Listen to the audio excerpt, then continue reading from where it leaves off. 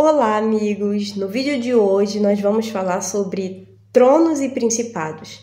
Na verdade, o nome dessa série é Denunciando Tronos e Principados. Vamos entender um pouquinho a princípio.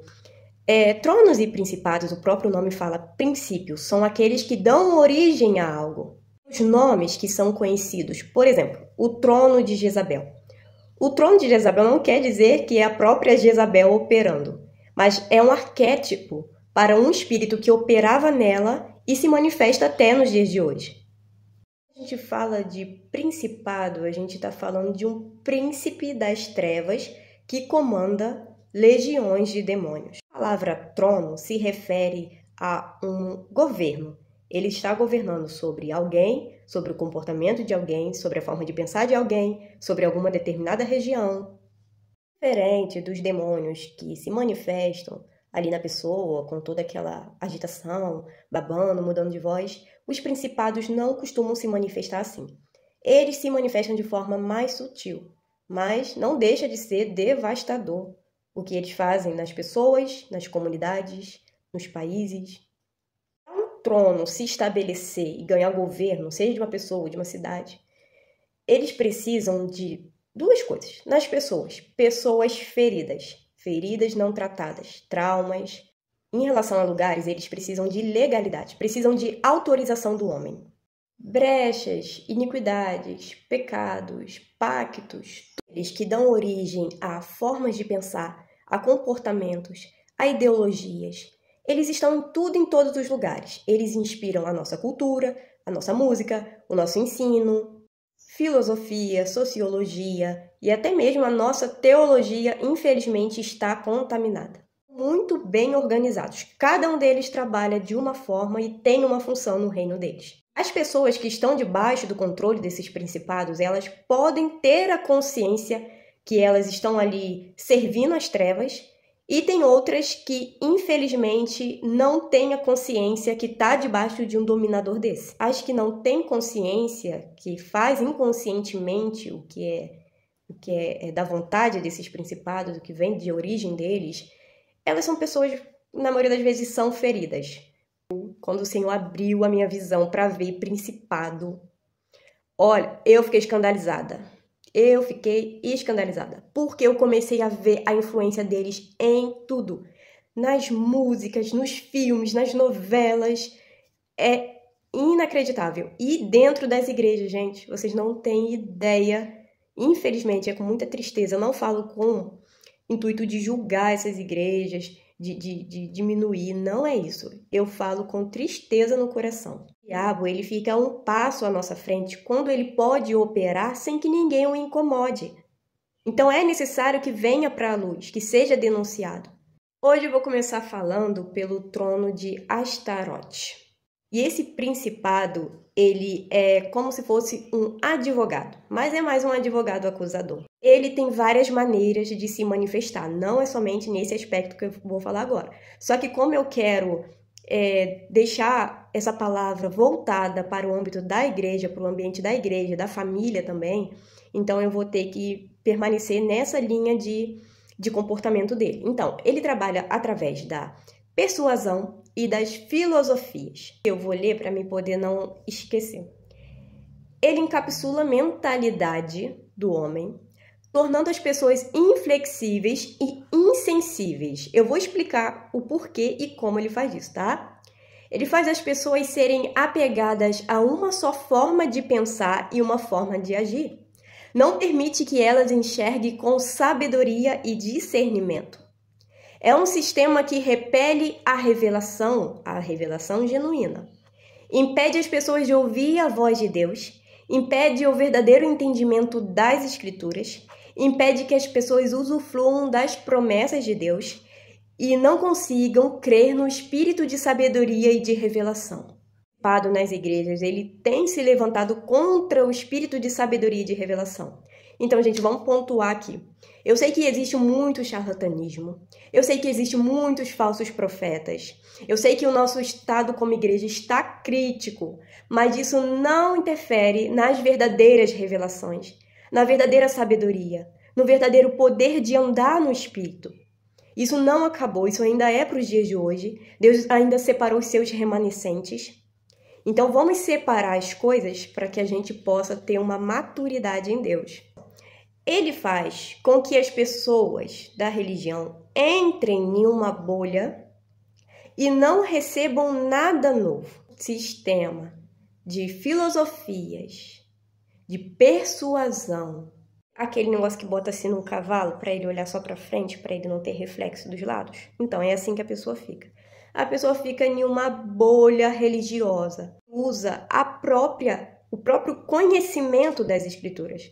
Ele faz a pessoa ser mais apegada ao conhecimento, ao saber, do que a sabedoria para aplicar. Não adianta conhecer a Bíblia capa a capa, todas as letras, se você não estiver debaixo da sabedoria. Porque você precisa da sabedoria para aplicar. O espírito de revelação, ele traz para a luz. Ele te mostra, ele dá sentido, dá vida àquela palavra. Mas a maneira que você vai aplicar, você precisa do espírito de sabedoria. Sem o espírito de sabedoria, a palavra se torna vazia. Um exemplo aqui, vou te dar um exemplo bem grosseiro, mas que vai te fazer entender. Se uma mulher vai até o seu pastor, faz um gabinete, uma mulher faz um gabinete com o seu pastor pedindo conselho. Ela relata que o seu marido tem sido violento e tem posto em risco a vida dela. Então o pastor abre a Bíblia nos versículos que falam que Deus odeia, que Deus abomina o divórcio. E ele folheia a Bíblia e acha agora os versículos que falam que se uma mulher ou um homem separar do seu cônjuge e se juntar a outro, vai se tornar um prostituto, vai estar pecando, né? Então o pastor orienta essa mulher a voltar para casa e orar e pedir a Deus para libertar o marido. Só que em uma discussão violenta, esse marido acaba matando essa mulher. E aí eu te pergunto, verdadeiramente esse pastor usou com sabedoria a palavra de Deus? Quando eu falei aqui, torna as pessoas inflexíveis e insensíveis, é por causa disso. Porque a pessoa na busca, debaixo desse trono, na busca de cumprir a palavra exatamente como está ali, sem um espírito de sabedoria, ela acaba se tornando inflexível e insensível. Ela não consegue receber, através da própria palavra, do Espírito Santo, de Jesus, um conselho sábio para aquela mulher. Deus poderia falar sim através da palavra, é muito importante a palavra, mas Deus ia instruir de acordo com o contexto daquela mulher, de acordo com o conselho do Espírito Santo e a sabedoria de Deus. As pessoas, elas entram nesse sistema e elas começam a ser repetidoras da palavra. Elas ouvem, repetem e não conseguem crescer em Deus. A palavra é a nossa instrução, é a revelação do próprio Deus. Mas nós precisamos entender que muitas das vezes Deus vai ter formas diferentes de agir de acordo com o contexto que cada um está vivendo. Com certeza você já ouviu aquela frase que diz assim, Deus não é Deus de confusão. Mas pode ter certeza que Deus ele é capaz de permitir alguma confusão na sua vida para que haja alinhamento e arrependimento. O perigo disso tudo são diversos. As pessoas não acessam o sobrenatural, elas ficam estagnadas na sua vida espiritual, a igreja não prospera de forma espiritual. É que as pessoas ficam vulneráveis aos falsos mestres, às falsas doutrinas, porque elas vão ter aquele encapsulamento na mente delas, não vão conseguir buscar em Deus a sabedoria, a revelação, para que o Senhor enxerte a verdadeira doutrina do reino. Ele se identificou com isso. A primeira coisa a fazer é você renunciar às obras. Todas as vezes que vier comportamentos, pensamentos que nascem dessa origem, desse principado, você precisa renunciar. Renuncie com palavras. Quebre as alianças que você fez com Astarote. Quebre toda doutrina, pensamento enraizado, tudo que te aprisiona o seu ministério. Se for um ministério, se foi você pessoalmente. Porque ele não se manifesta só em grandes lugares, em ambientes. Ele se manifesta em pessoas, em comportamentos, em crenças, em formas de pensar. E o primordial, arrependimento. Você precisa fazer uma oração. Se for no ministério, todo ministério. Se for na sua vida pessoal, você precisa fazer uma oração de arrependimento, de renúncia e de quebra de aliança. As pessoas mais sujeitas e manipuláveis a esse trono são as pessoas religiosas, que ainda não foram curadas.